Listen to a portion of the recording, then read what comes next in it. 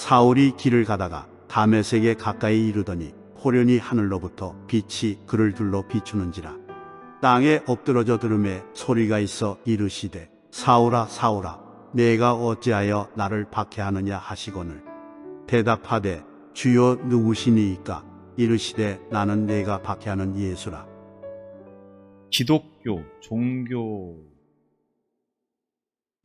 종교가 무엇입니까? 이렇게 말을 했을 때 나는 기독교입니다. 이렇게 말을 합니다. 근데 우리가 기독교라고 하는 종교를 가지고 있지만 실질적으로는 종교 생활이 아니고 신앙 생활이라고 그렇게 말을 하는 것이 정확하겠습니다.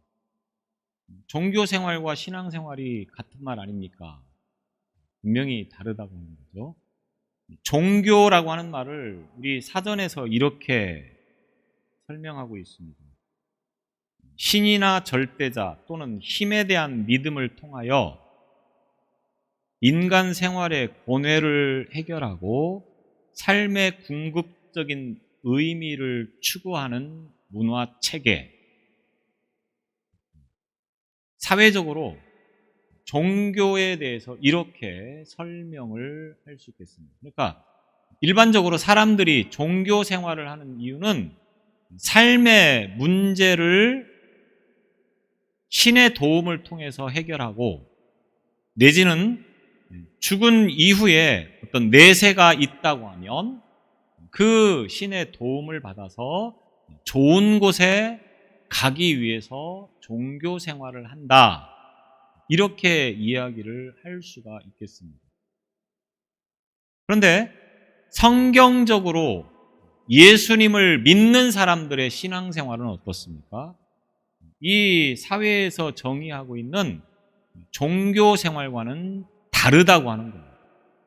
이 종교 생활은 내가 살아가면서 어려운 문제가 있을 때 또 내 힘으로 해결할 수 없는 문제를 신의 도움을 받아서 문제를 해결하기 위해서 종교 생활을 한다고 하는 겁니다.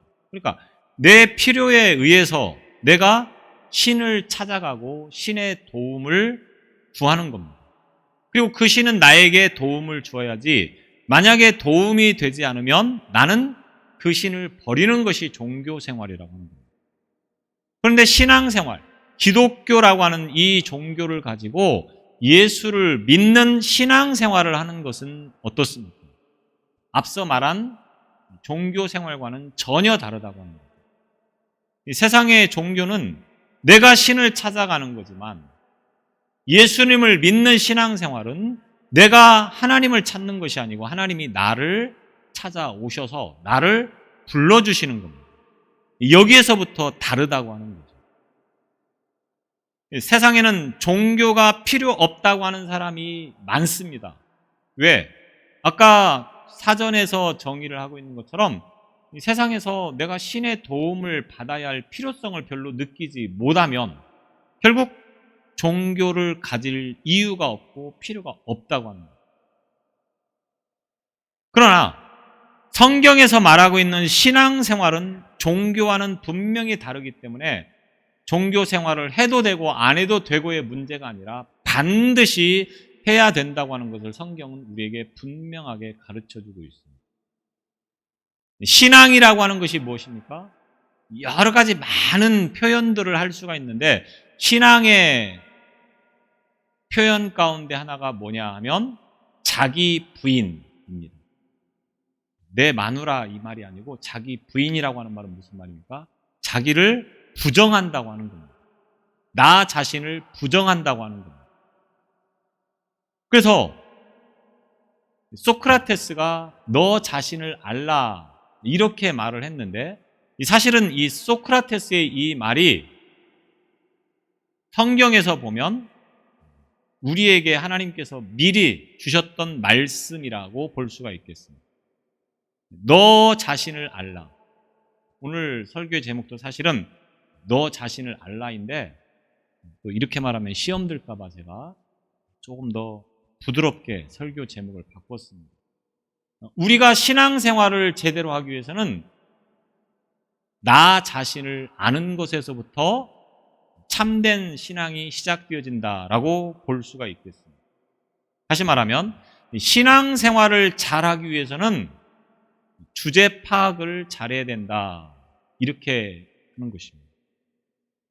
주제 파악을 잘하는 것이 신앙생활을 잘하는 것이다. 왜? 신앙이라고 하는 것은 내 기준이 아니고 하나님의 기준이기 때문에 지금까지는 내 기준으로 세상을 살아왔지만 이제는 신앙생활하는 그 순간부터는 하나님의 기준으로 살아야 하기 때문에 그 하나님의 기준에 나를 맞추어서 살아가야 된다라고 하는 것입니다. 그래서 우리는 바울이라고 하는 사람을 통하여서 이와 같은 이야기를 좀 더 분명하고 정확하게 알 수가 있겠습니다. 이 기독교 역사상 가장 위대한 일을 이룬 사람을 한 사람 꼽으라 하면 그 가운데 한 사람이 바로 바울이라고 이야기를 해도 아마 이견이 없을 줄로 압니다. 이 바울은 굉장히 기독교 역사에 있어서 한 획을 그은, 아니 세계사에 있어서 한 획을 그은 인물이다라고 말을 해도 틀린 말이 아닐 만큼 위대한 일을 남겼던 사람이 바울이라고 하는 사람입니다. 그런데 이 바울이 어떤 사람이었느냐라고 하는 것을 아는 것이 중요하다고 하는 거예요. 그래서 오늘 사도행전 9장 1절로 9절을 통해서 보면 바울이 어떤 사람이었는가라고 하는 것을 말해주고 있습니다. 바울은 오늘 이 사도행전 9장 1절로 9절을 통해서 변화되어지는 놀라운 역사를 체험하게 되어지는데, 이 9장 1절로 9절의 말씀을 기점으로 하여서 바울이 완전히 다른 사람으로 변화되어지는 것을 우리는 목격하게 되어집니다. 그리고 이 사건은 바울의 사역 속에 있어서 그가 어디에 가서 무슨 일을 하더라도 이 변화의 장면을 반복해서 사람들에게 이야기를 해주는 것을 보게 되었습니다. 왜? 이 변화의 자리가 너무나도 중요했던 자리였기 때문에 그렇습니다. 신앙은 변화에서부터 그가 신앙생활을 하느냐 안 하느냐라고 이야기를 구분해서 볼 수 있어야 됩니다. 바울이 바울 되기 이전의 삶과 바울이 된 이후의 삶을 확연하게 구분해서 말할 수 있는 것은 뭡니까? 분명한 변화가 바울에게 있었기 때문이라고 하는 겁니다. 여러분이 혹시 예수를 믿습니다라고 말을 하는데 예수를 믿기 이전의 삶과 예수를 믿기 난 이후의 삶이 180도 바뀌었다고 인정하십니까? 내가 이 순간을 기점으로 해서 나의 삶은 이렇게 달라졌습니다, 이렇게 변화되었습니다라고 말을 할 수 있느냐라고 하는 겁니다. 만약 그렇게 말을 할 수 없다고 하면 다시 한번 믿음을 점검해 보시길 바랍니다. 내가 정말로 예수님을 믿고 있는가? 아니면 예수님을 믿고 있지 않으면서 그냥 예수님을 믿는다고 말을 하고 있는 것입니다. 예수님을 믿는다고 하면 분명히 180도 달라져야 합니다. 우리는 바울에게서 그 모습을 보게 되었습니다. 자, 바울은 예수를 만나기 이전에 이름이 있었습니다. 무엇입니까? 사울이라고 하는 이름이었습니다. 그리고 바울이 예수님을 만난 이후로 그 이름이 바뀌게 되어집니다. 이름이 바로 바울, 우리가 쉽게 말하는 알고 있는 바울이라고 하는 이름이 예수님을 만난 이후에 바뀌어진 이름이라고 하는 것입니다. 성경은 예수를 믿기 이전의 사울의 이야기에 대해서 많이 기록하고 있습니다. 사울이 어떤 사람이었는가, 어디 출생이고 어디에서 무엇을 하였고 그가 어떤 삶을 살았는가라고 하는 것을 밝혀주고 있다고 하는 겁니다. 그런데 예수님을 만난 이후로는 어떻게 그가 변화돼서 어떻게 살아가느냐라고 하는 것과 병행해서 설명을 해주고 있습니다. 그만큼 이 변화의 자리가 중요하다고 하는 것입니다. 예수 믿기 이전의 바울이 이렇게 달라졌다고 하는 것을 말해주기 위해서 과거의 사울 이야기를 종종 하고 있습니다. 바울, 너 자신을 알라. 네가 어떤 존재였고 어떤 사람이었는가를 돌이켜보라고 하는 겁니다. 그런 그가 이렇게 변화되었고 바뀔 수 있었던 것은 철저하게 잊지 말아야 된다고 하는 것을 말해주기 위해서 바울은 과거의 사울 이야기를 종종 하고 있다고 하는 겁니다. 한마디로 결론을 내려서 바울 되기 이전의 사울의 삶에 대해서 스스로가 어떻게 평가를 합니까? 만삭되지 못하여 난 것 같다라고 자신을 평가하고 있습니다. 만삭되지 못하여서 태어난 사람. 무슨 말이겠습니까? 모든 것이 다 부족했다 이 말입니다. 사실은 바울의 이력만큼 화려한 사람을 찾아보기도 쉽지 않을 만큼 사울은 대단한 가문에서 태어났고 대단한 학문을 했고 또 자신의 일에 대해서 매우 열정적인 삶을 살았던 사람이 사울이었습니다. 그런 사울이 예수님을 만나면서부터 그 과거의 것들이 얼마나 부끄럽고 보잘것없고 추한 것이었는가라고 하는 것을 스스로가 고백하고 있다고 하는 것입니다. 그래서 예수를 알기 이전의 사울에 대해서 제가 주보에 간략하게 말씀을 적어 놓았습니다. 참고해 주시기 바랍니다. 종합해서 보면 바울 되기 이전의 사울의 삶은 무엇이었습니까? 철저하게 유대주의자였습니다. 또 유대교를 섬기는 일에 있어서 하나님을 섬기는 일에 있어서 그 누구보다도 열정적이었습니다. 만약 이 일에 방해를 하고 있거나 잘못된 신앙생활을 하고 있는 사람이라고 하면 용서하지 않고 그가 잡아서 감옥에 가두기도 하고 죽이는 일을 열정적으로 감당했던 사람이 사울이었다고 하는 것입니다. 대표적으로 스데반이라고 하는 기독교도가 그러니까 유대인의 입장에서 보면 기독교는 이단이었습니다. 하나님을 섬기는 일에 있어서 유대교 외의 모든 것은 다 이단이었습니다. 그런데 예수라고 하는 이단이 그를 추종하는 세력들과 함께 이 기독교를 전하는 것에 대해서 사울은 용서할 수가 없었다고 하는 거죠. 그 대표적인 인물이 스데반이라고 하는 사람인데 이 사람이 구약 성경을 인용하여서 하나님의 말씀을 전하자 사울은 그를 용서하지 않고 돌을 던져서 죽이는 일에 앞장섰던 인물이었다라고 하는 것입니다. 그래서 이 사울은 자기 일에 그 누구보다도 자부심을 가지고 대단히 열정적으로 그 일을 감당하는 사람이었습니다. 그런 사울이 오늘 본문 9장 1절에 보면 주의 제자들에 대하여 여전히 살기가 등등하였다 이렇게 말하고 있습니다. 주의 제자들에 대해서 다시 말하면 예수를 추종하는 세력들에 대해서는 살기가 매우 등등했다.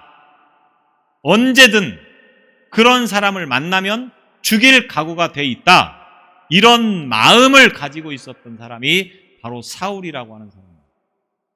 이 사울이 2절에 가서 보면 다메섹 여러 회당에 갈 공문을 청하니 이는 만일 그 도를 따르는 사람을 만나면 남녀를 막론하고 결박하여서 예루살렘으로 잡아오려 함이라.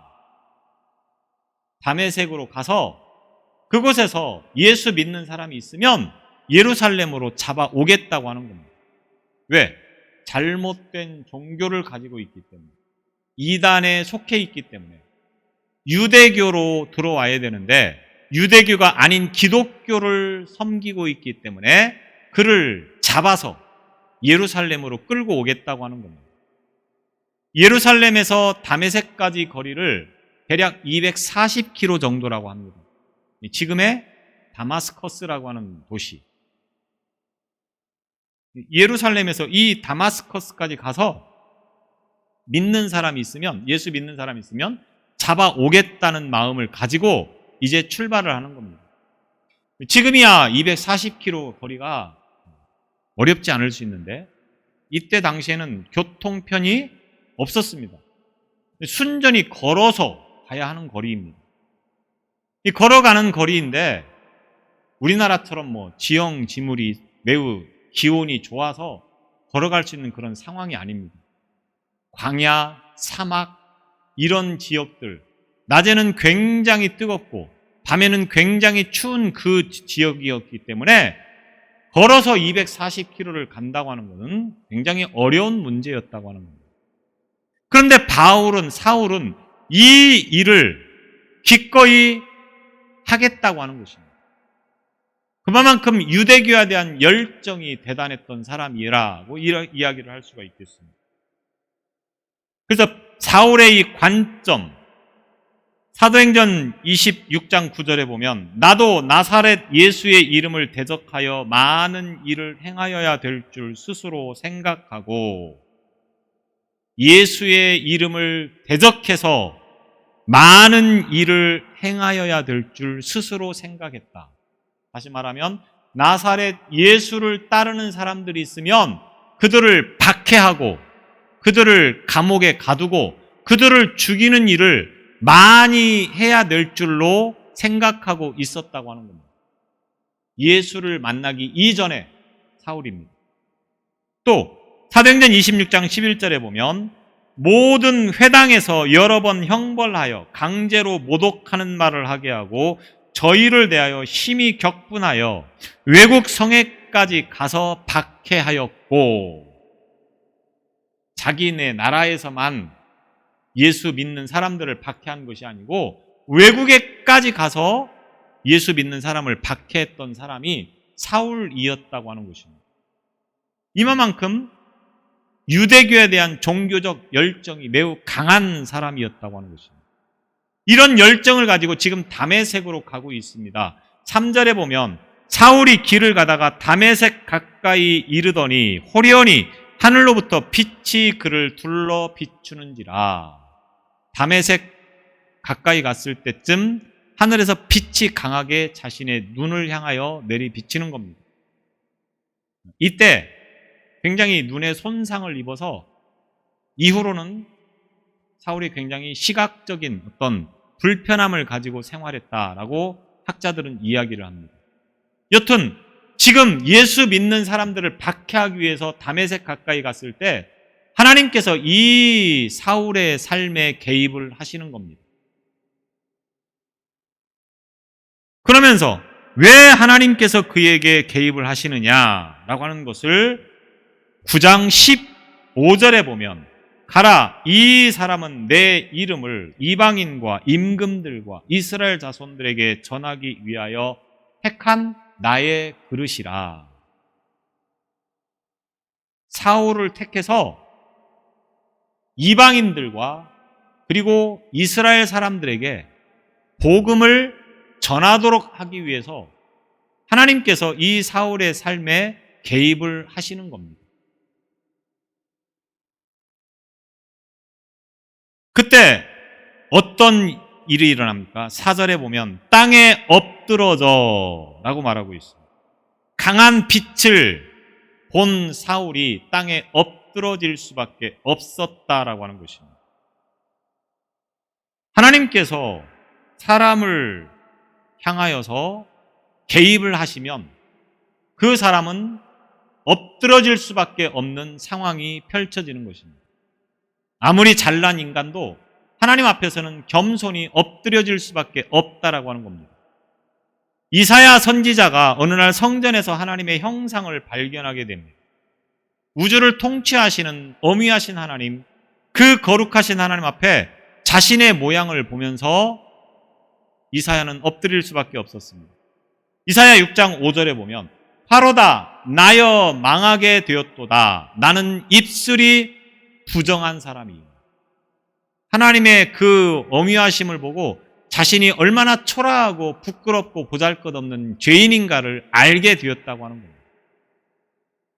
망할 수밖에 없는 것이 자신의 형편이었고 자신의 처지였다고 하는 것을 이사야 선지자가 발견하게 되었습니다.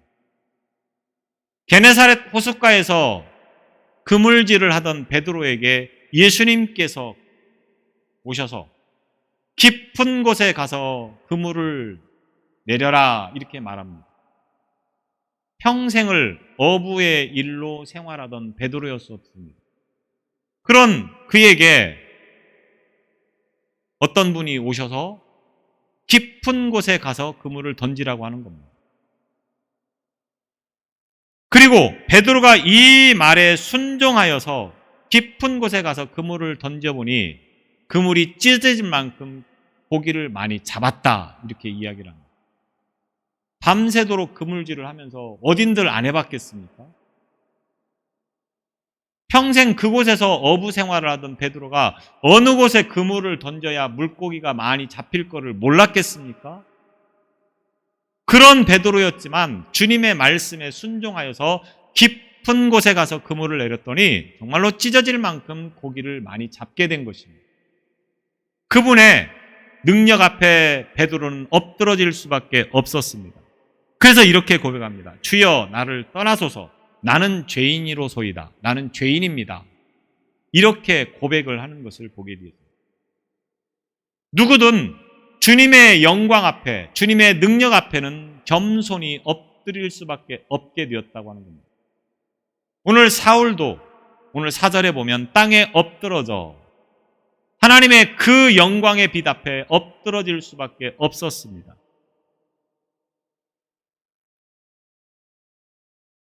그리고는 그 하늘에서 음성이 들리는데 사울아 사울아 내가 어찌하여 나를 박해하느냐 이런 음성이 들려지는 것입니다.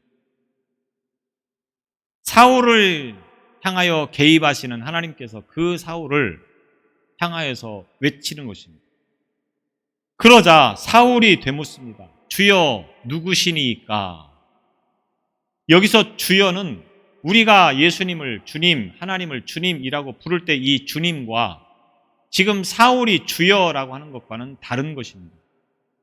사울이 여기서 주여라고 말할 때는 뭐 종이 주인을 부르는 듯 아니면 뭐 낮은 사람이 높은 사람을 존칭해서 부르는 듯한 그 느낌을 가지고 부르는 것이고 이분이 정말로 나의 주인이십니다라고 고백하는 그런 주님의 고백이 아닌 것입니다.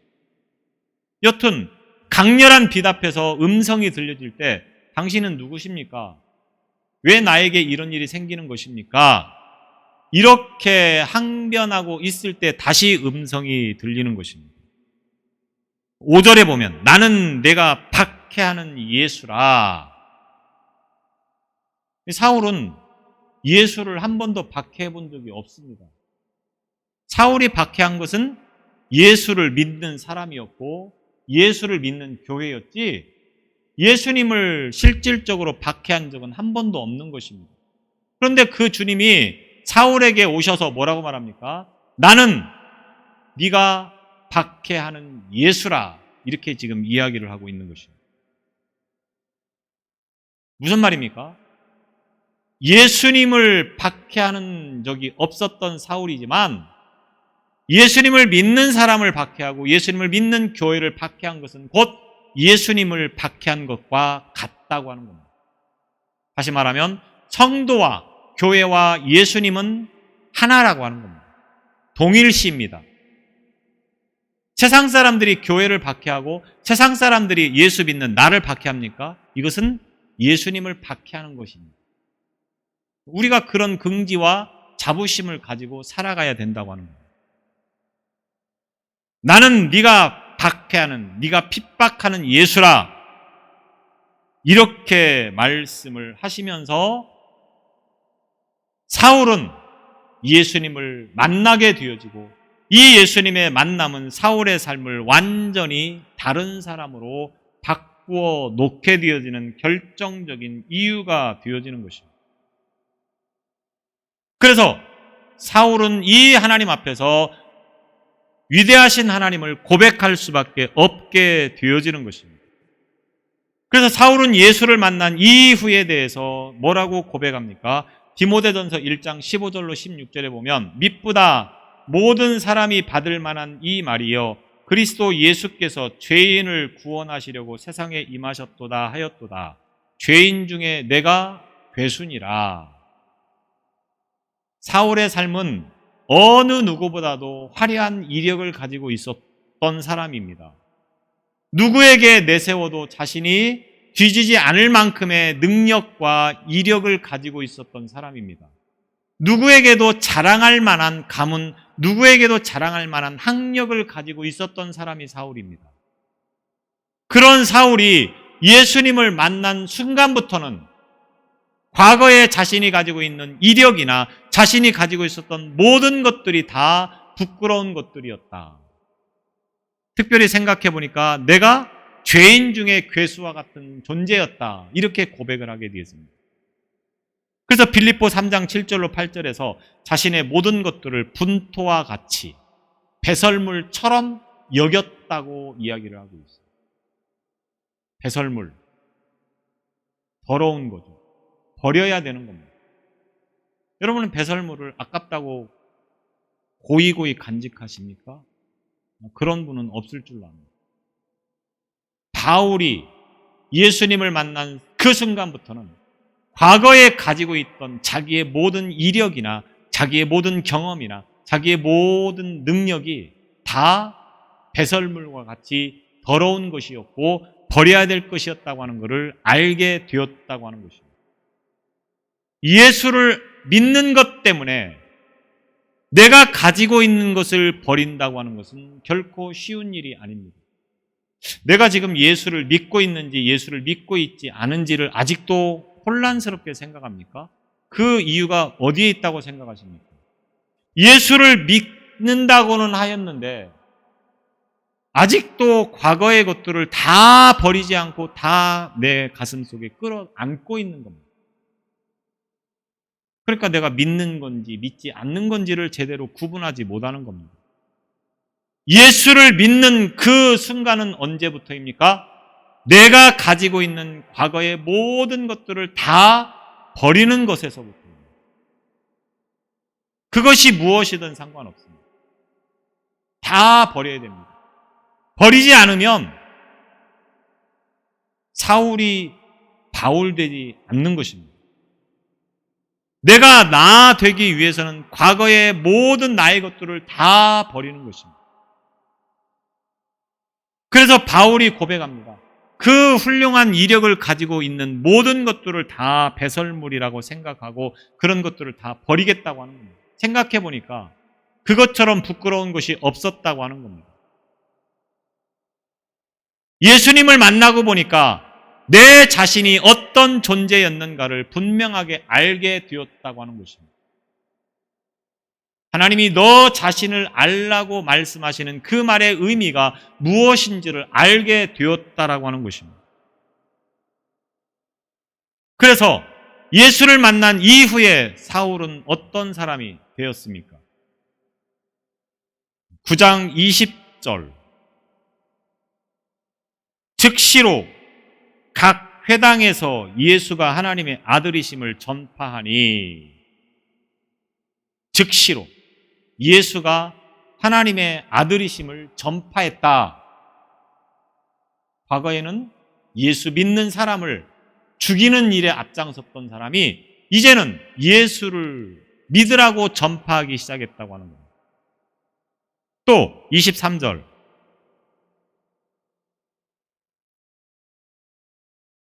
아, 22절 사울은 힘을 더 얻어 예수를 그리스도라 증명하여 다메섹에 사는 유대인들을 굴복시키시니라. 예수를 그리스도라고 증언하여서 다메섹에 살고 있는 유대인들을 당혹하게 만들었다. 유대인이어서 예수를 믿는 사람을 잡으려고 온 줄로 알고 있었는데 오히려 그 예수 믿는 사람을 보호해주면서 그들을 변호하면서 유대인들을 당혹하게 했다고 하는 겁니다. 이것이 예수 믿기 이전과 이후의 사도 바울의 확실한 삶의 변화의 모습인 것을 우리에게 말씀하고 있습니다. 오늘 저와 여러분에게 이런 모습이 있습니까? 이런 모습이 없다고 하면 내가 과연 예수를 제대로 믿고 있는가? 내가 정말로 예수를 만나서 변화되어진 삶을 살고 있는가라고 하는 것을 다시 점검할 수 있기를 바랍니다. 과거에 우리의 모습이 어떤 모습이었습니까? 나름대로 나는 화려한 사람입니다라고 말을 할지도 모르겠습니다. 그거 다 버려야 됩니다. 과거에 나는 누구였습니까? 나는 굉장히 부끄럽고 보잘것없는 사람이었습니다. 부끄럽고 보잘것없는 사람 아닙니다. 하나님께서 특별히 나를 부르셔서 이 일들을 감당할 수 있도록 삼으셨다고 하는 것입니다. 그래서 변화의 그 순간부터 이후로의 삶은 완전히 달라져서 하나님께서 나를 통해서 일하시기를 원하셔서 나를 불러주셨다고 하는 그것을 기억하면서 살아가는 인생이 되어져야 된다고 하는 것입니다. 이 시간 다시 한번 우리의 삶의 모습을 돌아보면서 내가 사울이 바울된 것처럼 언제 변화의 순간이 나에게 있었는가? 만약 없었다고 하면 이 자리에 엎드려 기도하시기 바랍니다. 사울이 바울되게 하시고 과거의 모든 것들을 다 버리게 하시고 이제는 예수님을 위해서만 사는 존재가 되게 해주옵소서. 예수님을 위해서 죽겠습니다. 예수님을 위해서 평생을 살겠습니다. 이런 고백과 결단이 오늘 이 순간에 저와 여러분에게 있어지기를 바랍니다. 기도하겠습니다. 우리 자신들의 과거의 모습들을 돌아보게 하여 주옵소서. 한없이 부끄럽고 초라한 모습이었지만 하나님께서 이렇게 불러주셔서 믿음의 자리에 세워주시고 거룩한 사명을 감당할 수 있도록 은혜 주셨사오니 기쁨으로 그 사명을 감당하는 삶이 되게 하여 주옵소서. 이제는 과거의 모든 것들을 다 버리고 주님을 만났사오니 그 주님과 동행하는 삶을 살아가는 우리 모두가 되어지도록 인도하여 주옵소서. 예수님 이름으로 기도드리옵나이다. 아멘.